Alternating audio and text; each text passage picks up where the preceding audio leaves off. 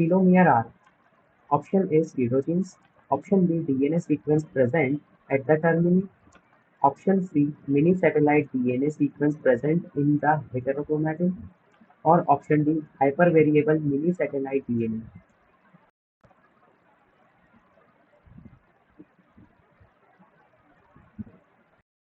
So the correct answer would be option B. Telomere.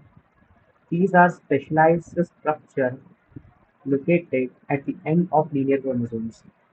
They consist of repetitive sequences and associated proteins, and they serve several important functions like protection of chromosome ends, prevention of loss of genetic information, regulation of cell division, and role in cancer also.